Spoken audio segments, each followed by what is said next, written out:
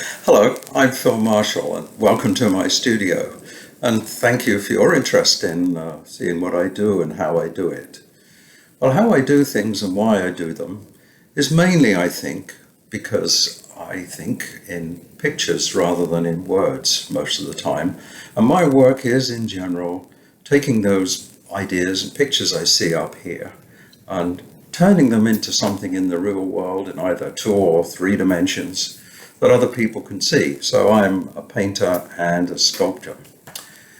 And because I'm working from here out, it's most important that the things that I use and the places I do it are very, very flexible to allow me to produce whatever it is I'm trying to produce the best way.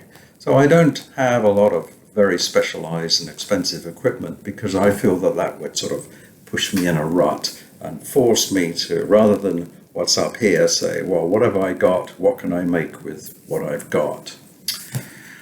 Let me take you through the process that I use when I produce a bit of sculpture. It starts here in my studio. As you can see, it's mainly a painting studio, just like any other painting studio. I've got an easel here, which adjusts up and down and allows me to put stretch canvases of different sizes in it. What's different maybe is when I'm painting large canvases, I want to be able to lay them on the floor. So pretty much everything in this studio is on wheels or can be moved out of the way so that I can lay out on a big floor area, paint my canvas. The one on the back wall here is a one in point. And when I think I've got what I want, I can pin it up on those rails that you can probably see along the back there and stand back and have a look and take it down again and put it on the floor until I'm happy with what I've got. From a sculpture point of view, this is where my sculpture work really starts. So let me take you through the process that I usually use when I make a piece of sculpture. I take sketches of the things that I have up in my mind here. I try and capture them like taking a photograph so that I can, it's a memory jogger in the future, because it's no good just thinking of something and saying, oh, that would be a good thing to make, go off and make it, because by the time I've got halfway down to the basement to make it, I've already thought of something else. So I take a whole bunch of these sketches and I keep them, and occasionally I thumb through and I say, maybe this is something worth making. Let's go see. So to go see, usually what I do is make a very simple model out of something like paper or wire or cardboard, something like that, just to make sure that what I was really thinking of and sketched does make some sort of sense in the real world and might be interesting enough to actually turn into something that other people may want to see. Here's an example. I'm working on a piece of sculpture right now. I'm still not sure whether I'm going to make it or not. This is the model I made a few months ago. It's bent wire stuck in a piece of wood. We'll see how that goes. In the case of Next Stop Shibuya, I've been thinking a lot about my time in Japan and the various aspects of that, the trials and tribulations of trying to go to work in the rush hour in Tokyo, and also the very interesting artistic shapes that are very prevalent in Japan. And I had this idea that something might work, and I really wanted to try it. So I took a couple of pieces of paper or thin cardboard, and I cut a curve in them, both of them like this, pushed them together. And I thought, if I glue those together, I get the sort of shape that fascinated me in Japan. And I thought, wow, that looks interesting enough. Once I find something interesting enough to take to the next stage, I really have to find out whether it makes any practical sense for me to make. So I need to go to my drawing board, which is right here, and I have to do a whole bunch of detailed work to figure out whether it makes real sense to make at all. So I have to worry about what material to use, how big to make it, how to make sure it's safe enough where its center of gravity is, how I'm going to make it, how I'm going to put it together, how I'm going to take it to a particular location to install, how I'm going to install it, how maybe even I'm going to store it. Now, assuming I'm happy with the calculations and the model, and I feel I've got something that I still want to make and can, then it's probably the time I go down to the workshop and really get into making what I've been building up to.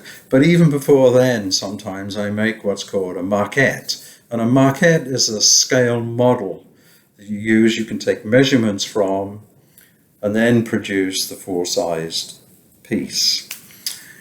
In the case of stone monuments that you see, especially older ones that were made by famous sculptors, very often the sculptor didn't actually make that big thing. If you take the Lincoln Memorial down in Washington, D.C., there's Abraham Lincoln sitting back in his chair.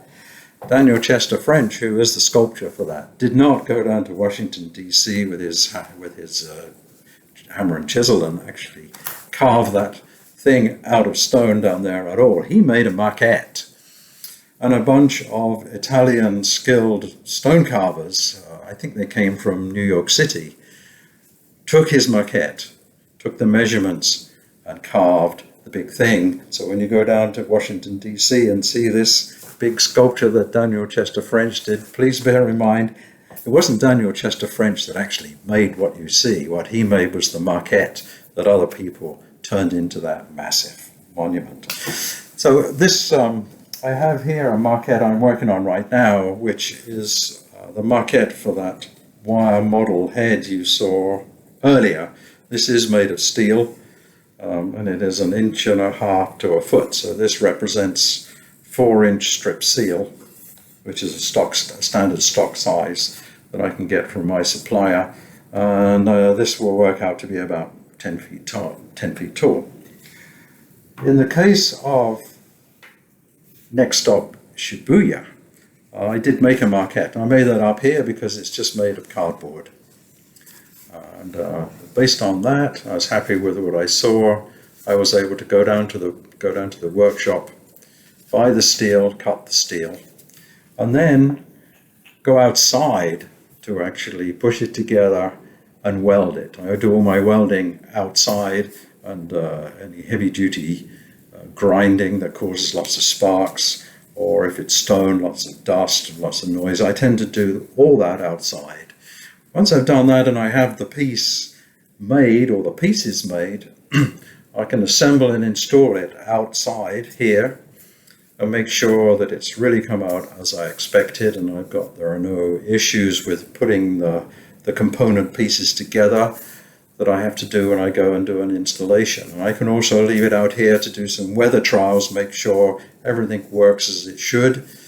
Silly things like it doesn't blow over, for instance, in a high wind, which would be an unfortunate thing to do in a public space. Also, if I've not shown a piece before and I need to give it to a jury to decide whether they want to put it in a particular show, I need an image. So it's at this point I take an image while it's in the backyard.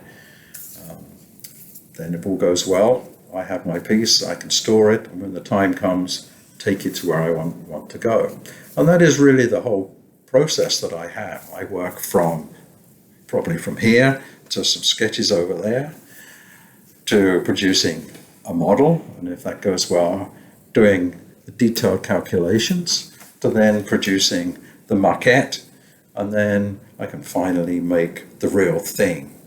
I make the real thing in pieces, take it outside, glue it together, take some pictures, and I'm ready to go. So let me take you around through those other spaces just very quickly so you can at least see where I do that work. This is my shop where I make a lot of my sculpture. I bend my steel and tubes and things like that here.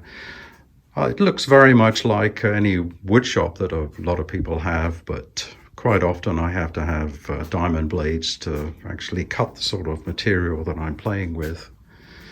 There are tools, special tools I have for bending pipes and tubes and sheet steel. They are hidden away most of the time. You're looking at a lovely stone wall here, which is part of the walkout from my basement, so it's below grade. And it's where I do my welding.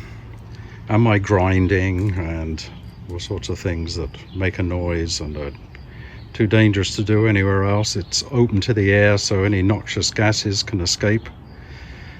The funky looking drapes behind are in fact welding blankets, which are fireproof.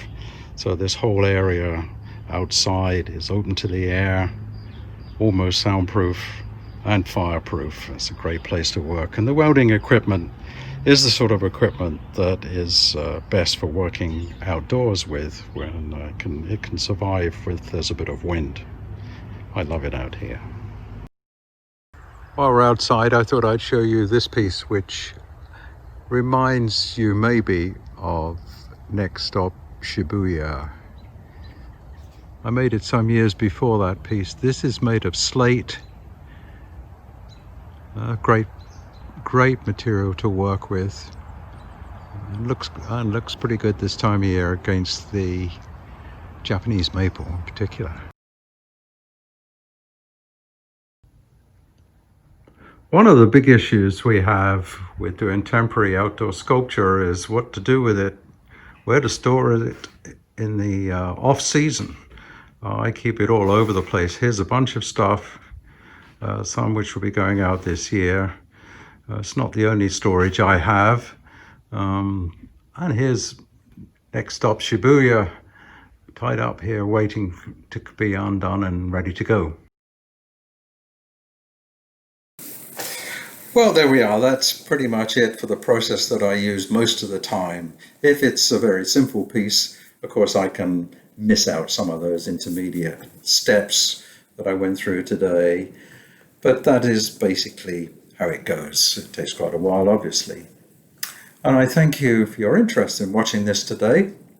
And if you want to see any of my sculpture, then quite often you can see it at these outdoor shows that happen every summer throughout New England.